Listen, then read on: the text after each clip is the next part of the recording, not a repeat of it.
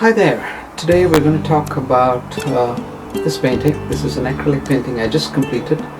The use of different solvents and the kind of effects it can give, and we'll also talk about varnishing this painting before I actually hand it over, because this is a commission painting, and before I hand it over to the client I want to make sure it's properly varnished and protected as well. Hey, welcome to Sudhakar Art and Photography. So this is a cat called Isis. It's passed away, died recently, and left the owner completely sorrowful, missing this favorite pet. So I decided to do a portrait of the cat called Isis and give it to her. And I want to tell you a little bit about the technique I've used for this painting. So this is not oil, and I normally work on oils, but this is acrylic, and I decided to use a medium that's kind of different.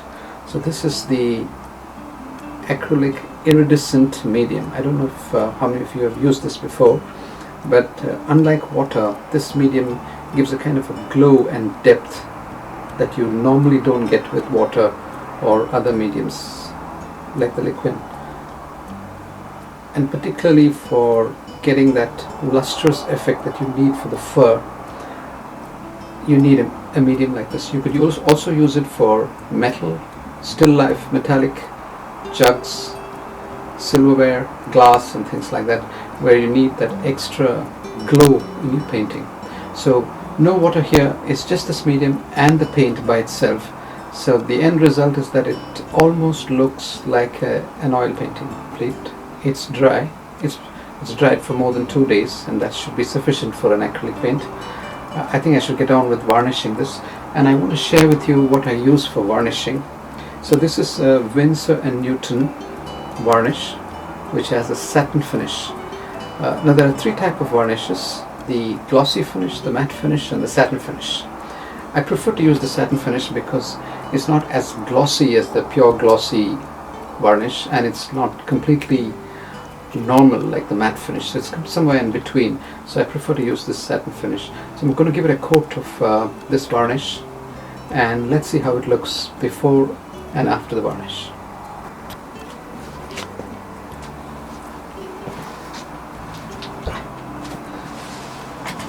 So let's pour this medium into this kind of a big dish, which is kind of comfortable to use when you put the varnish in it. And I'm going to use this, I think it's a 1.5 inch, yeah, it's a 2-inch all-purpose brush, but I predominantly use this for my acrylic paintings, and this should be sufficient to make a nice thin layer over this painting. So let's open this up.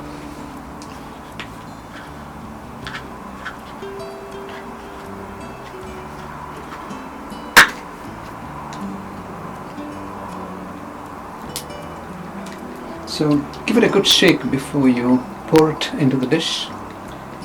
That's what the instruction says. So let's pour it right here.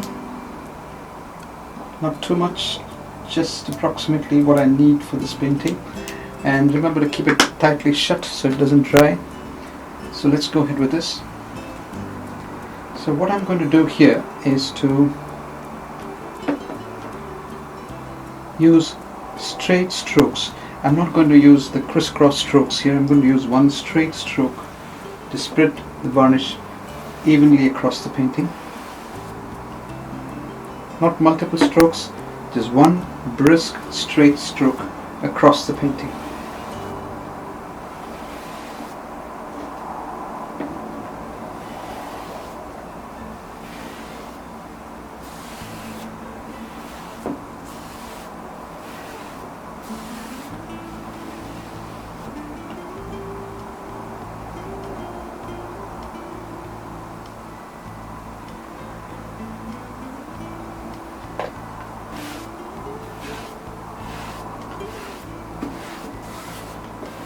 Just make sure there are no air bubbles trapped in here, which is why we're using this straight strokes and not the crisscross strokes, just to make sure that it's evenly spread across with no air bubbles trapped between the canvas and the varnish itself.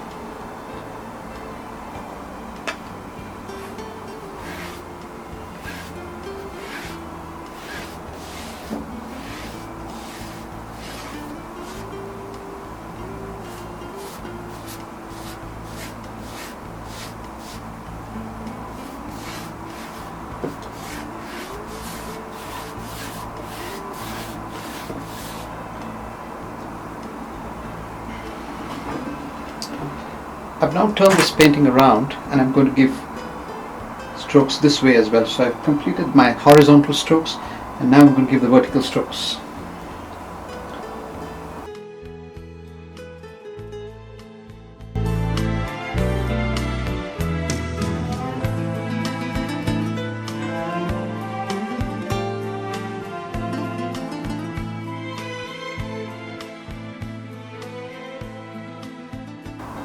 So there you go, it's complete, and you can see the difference before and after. So let me place this on the easel here. Make sure you wash the brush immediately after you apply the varnish. And what I'm going to do here is to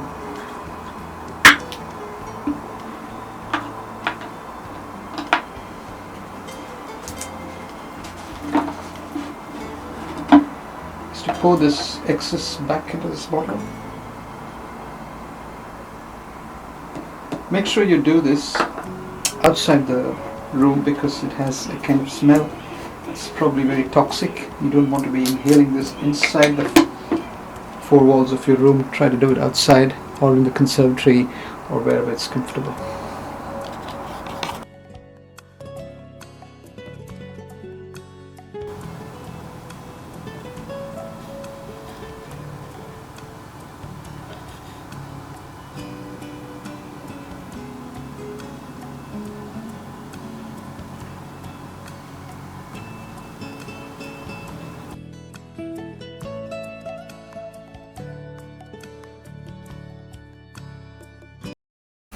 Thanks for watching, guys. Do like, subscribe and click the bell button, and do check out my website. It's www.sudhakarartandphotography.com.